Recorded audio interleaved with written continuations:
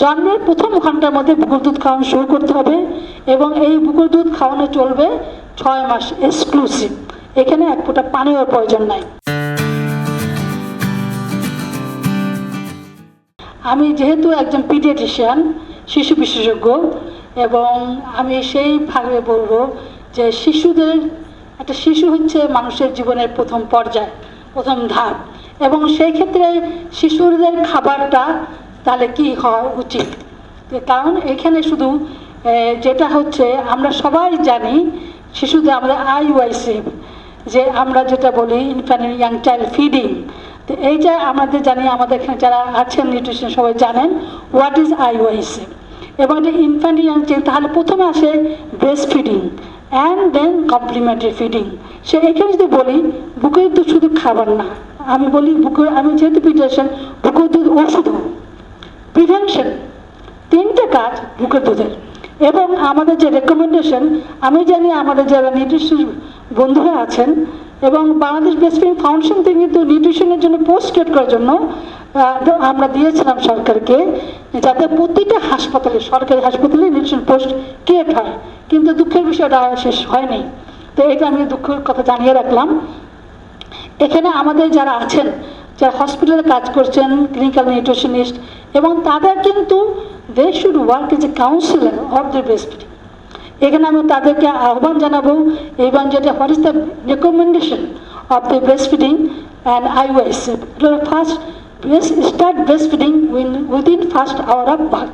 জন্মের প্রথম ঘন্টার মধ্যে বুকের দুধ খাওয়ানো শুরু করতে হবে এবং এই বুকের দুধ খাওয়ানো চলবে 6 মাস এক্সক্লুসিভ। এখানে এক ফোঁটা পানির প্রয়োজন নাই। যদি কোনো বাচ্চা অসুস্থ হয়, অন্য হয়, সেটা অন্য আমরা ডাক্তাররা ঠিক করবো। আর হলো কমপ্লিমেন্টারি ফিডিং শুরু করতে ঘরের খাবার দিয়ে প্রাকৃতিকভাবে 8টা উপাদান আছে নিউট্রিশন, আপনার ভালো করে জানা আমার চেতে। এবং যেখানে আমাদের ডিম একটা খুব ইম্পর্টেন্ট, প্রতিটা বাচ্চাকে একটা ডিম, এটা একটা স্লোগান হতে পারে, আপনার শিশুকে একটি ডিম খাওয়ান। এটা কেন আমি সবসময় বলি, মানে অন্য কিছু গরিব মানুষও একটা ডিম খাওয়াতে পারবে। তো এটা আর একটা হলো আপ টু 2 ইয়ার্স বুকের দুধের সাথে কমপ্লিমেন্টের সাথে বুকের দুধ খাওয়াতে হবে। তাহলে আমি বলবো, আপনারা বলবেন বুকের দুধ কেন খাওয়াবো, মানে আগে তো আমাদেরকে মোটিভেট হতে হবে যে ওয়াই শুড উই, আমার মাকে বলবো। তো প্রথম কথা হলো it is a optimum nutrition. একটা মানব শিশুর জন্য যে খাবার দরকার সেটা হচ্ছে মায়ের দুধ।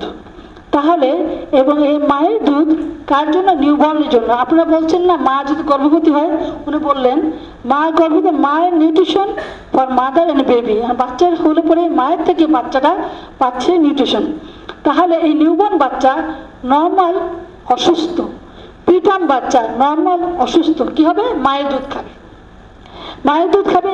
সুস্থ বাচ্চা, অসুস্থ বাচ্চা মায়ের দুধ খাবে, তাহলে ওই 2 বছর পর্যন্ত। এবং আমরা বলবো কৌটোজাত খাবারকে না বলুন। কোটা দুধ হবে, কোটাজাত কমপ্লিমেন্টারি ফিড বানায়, তাহলে এগুলোকে না বলতে হবে, because this are artificial. And আমরা এখন জানি যে আর্টিফিশিয়াল খাবার খেলে ওবেসিটি, অনেক ধরনের অসুখ হয়, সেগুলো আমরাকে প্রিভেনশন করব। এবং আমি ডক্টর জিয়াউদ্দিন হায়দারকে বলছি, আমি ডক্টর জিয়াউদ্দিন হায়দারকে বলছি, ওনার সাথে আরেকটা মিটিং আমার দেখা হয়েছিল।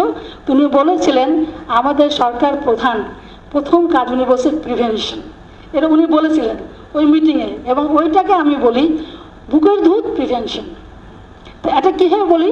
ইনফেকশন প্রিভেনশন, ইনফেকশন ট্রিটমেন্ট, অপুষ্টি প্রিভেনশন, ডায়রিয়া, নিউমোনিয়া, যত রকম বাচ্চাদের শিশুদের অসুখ এবং সব prevention, diabetes, hypertension, heart disease, cancer, obesity, সব প্রিভেনশন হবে। একটা শিশু সুস্থ হবে, শুধু বেড়ে উঠবে না, সে হবে, তার ব্রেন ডেভেলপ হবে, সে বুদ্ধিমান হবে।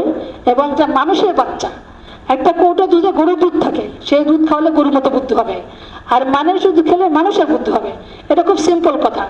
তো যা হোক, অ্যান্ড বন্ডিং, এটা প্রিভেনশন অফ ডিজিজ। এখন মাদারের জন্য আমি বলি এটা খুব দরকার, এটা আপনারা জানেন না, শুধু জানেন যে শিশুদের পুষ্টি দেয়।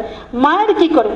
Breast cancer, uterine cancer, ovarian cancer যদি খাওয়াবে কমবে, এবং হাইপারটেনশন, ডায়াবেটিস কমবে, এবং হার্ট ডিজিজ কমবে, মায়ের আলঝেইমার কমবে, মায়ের ওবেসিটি কমবে।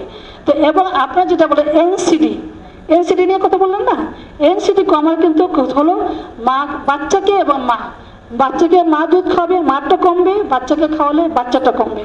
সুতরাং আমরা এক জিনিস দিয়েই দুইটা জিনিসের প্রিভেনশন করতে পারি। এবং যেটা আমি বলি যে এই যে আমাদের হাসপাতালেও কিন্তু নিউট্রিশন আছে, এর মধ্যে আছে ল্যাকটেশনের ম্যানেজমেন্ট সেন্টার, যেটা আমি বলবো যে আগামী সপ্তাহে তো খুব সপ্তাহ ব্রেস্টফিডিং কাজ হবে।